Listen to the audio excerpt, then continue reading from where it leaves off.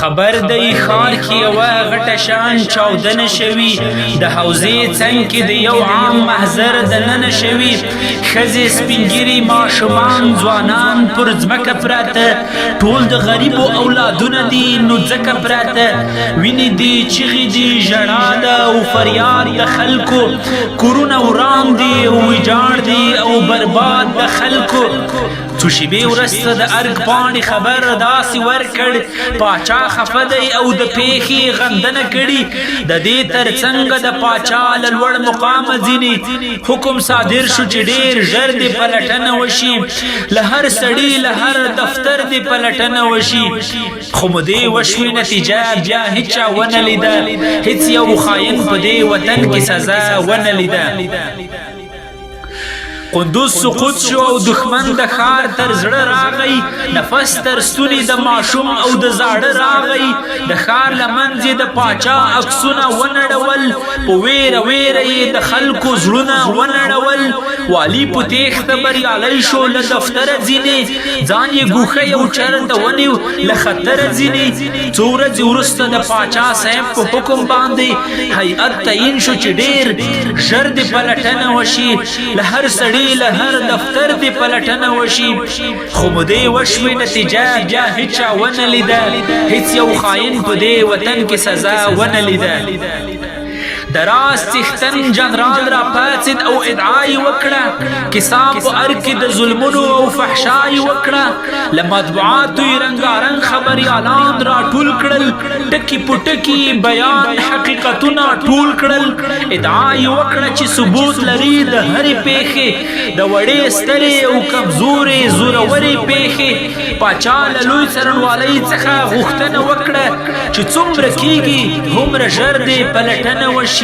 له هر سړي له هر دفتر دې پلټنه وشي خو مودې وشوې نتیجه بیا هیچا ونه لیده هیڅ یو خاین په دې وطن کې سزا ونه لیده د کابل ښار د شنې ساحې د سړکونو منځ کې د مختلفو هیوادو سفارتونو منځ کې سم لکه غر ډک له بارودو یو ټانکر وچاودېد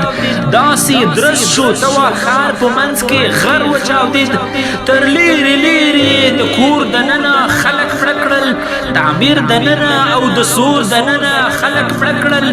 څه یوه غټه فاجعه وه له مرګونو ډکه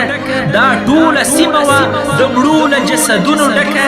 د شپې پاچا په تلویزیون کې اعلامیه خپره کړه د امنیت شورا په کار یې اندېښنه خپره کړه د دې تر څنګ یې په خشنه لهجه داسې وویل له امنیت شورا رهبر دې پلټنه وشي له هر سړي له هر دفتر دې پلټنه وشي خو مودې وشوې نتیجه بیا هیچا ونه لیده هیڅ یو خاین په دې وطن کې سزا ونه لیده جلال آباد کې د ځانمرګو له واسکټو نه ډک یو کور پیدا شو له وسلو او له راکټو نه ډک په یوه شپه کې رسنیو لا د سر موضوع شوه د مطبوعاتو د وروستي تازه خبر موضوع شوه د کور خاوند او یې اړیکه رسنیزه شوله د کور دننه فعالیت کیسه ډاګیزه شوله دا داسې حال کې وه چې هره ورځ چاودنې کېدې د ننګرهار د نابودۍ لپاره ژمنې کېدې پاچا خبر شو ځان په ځمکه وهي چغې وهي سور شي او شین شي څه نارې وهي څه کریغې وهي چې څومره کېږي هومره ژر دې پلټنه وشي له هر سړي له هر دفتر دې پلټنه وشي خو مودې وشوې نتیجه بیا هیچا ونه لیده هیڅ یو خاین په دې وطن کې سزا ونه لیده یوه سپینګیري چیغې وکړې چې بې پته شومه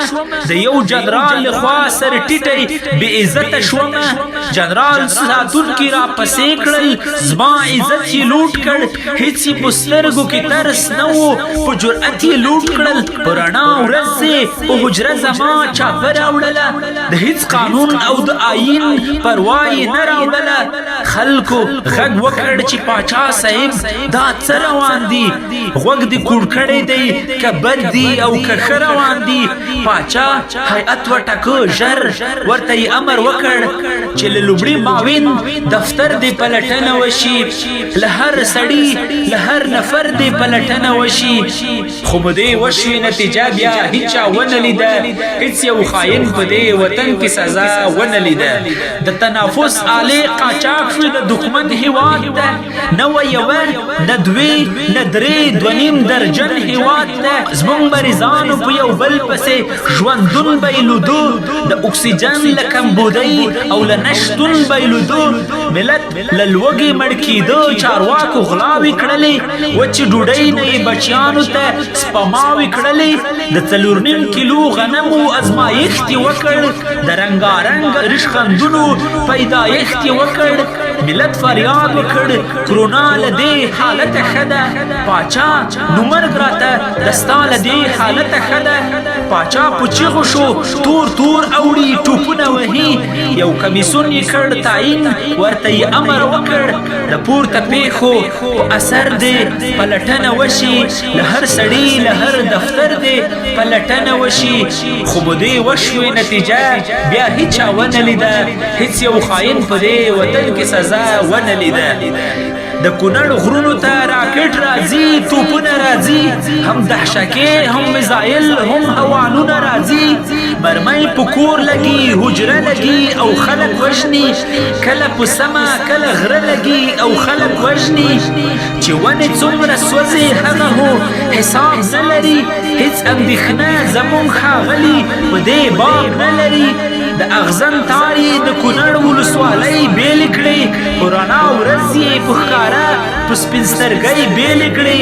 د امریکا یو زوم یې ولیږو مجبور شو پاچا او د څېړنې غږ یې وکړلو شین سور شو پاچا ویل د موضوع په باب ډېر ژر دې پلټنه وشي له هر سړي له هر دفتر دې پلټنه وشي خو مودې وشوې نتیجه بیا هیچا ونه لیده هیڅ یو خاین په دې وطن کې سزا ونه لیده په ننګرهار کې په زندان باندې حمله وشوله